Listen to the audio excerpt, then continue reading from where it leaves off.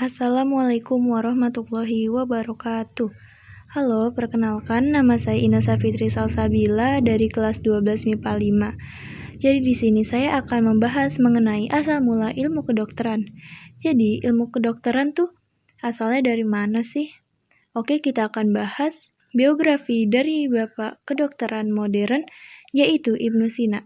Abu Ali Al-Husain bin Abdullah bin Sina atau Ibnu Sina lahir di Uzbekistan pada 980 Masehi dari pasangan Setareh dan Abdullah pada usia yang ke-10. Avicenna telah menghafal Al-Quran. Ilmu pengobatan ia pelajari dari seorang guru bernama Natili pada usia 16 tahun. Ia dihadiahi sebuah perpustakaan oleh Sultan Bukhara di Kerajaan Samanid. Berkat jasanya menyembuhkan sang sultan. Saat menginjak usia 21 tahun, Ibnu Sina telah menghasilkan 240 karya tulisan di bidang matematika, geometri, astronomi, fisika, kimia, metafisika, filologi, musik, dan puisi.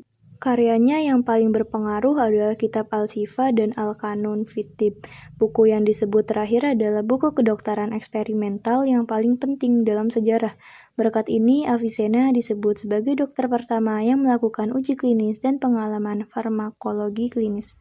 Buku tersebut begitu populer di kalangan pengajar medis barat untuk memperkenalkan prinsip dasar sains pada pelajar. Al-Qanun fit Tibb juga berjasa dalam kemajuan ilmu anatomi, ginekologi, dan pediatri.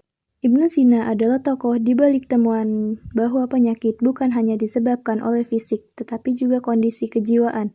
Ia juga dianggap telah menemukan dasar-dasar psikologi modern. Selain itu, Avicenna juga berjasa atas temuannya tentang tuberkulosis, diabetes, tumor, dan efek placebo. Pada abad ke-11, ia menemukan termometer dalam bentuk tabung sederhana. Menurut Stanford Encyclopedia of Philosophy, Ibnu Sina merupakan tokoh yang menggabungkan pemikiran filsafat ilmiah dan Islam. Gabungan pemikiran ini menciptakan sebuah pemikiran teologi yang rasional. Sisa 10 tahun atau 12 tahun hidup Ibnu Sina ini dihabiskan dalam pelayanan kepada Muhammad bin Rustam.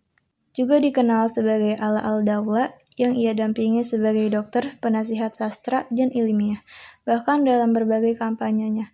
Selama tahun ini, ia mulai belajar hal-hal sastra dan filologi. Sakit kolik parah menyerangnya saat di barisan tentara menuju Hamadan. Ia diberi obat yang begitu keras sehingga Ibnu Sina nyaris tidak bisa berdiri. Pada kesempatan yang sama, penyakit itu kembali.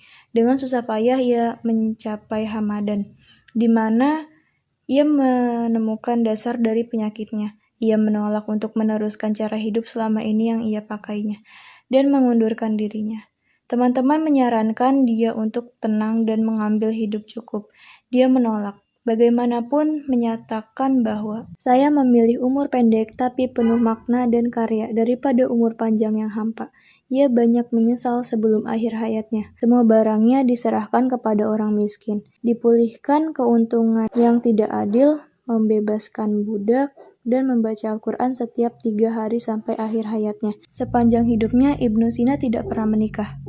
Ia meninggal pada Ramadan 1037 Masehi dalam usia yang ke-57 dan dimakamkan di Hamadan, Iran. Sekian biografi dari Ibnu Sina. Kurang lebihnya mohon maaf. Wassalamualaikum warahmatullahi wabarakatuh.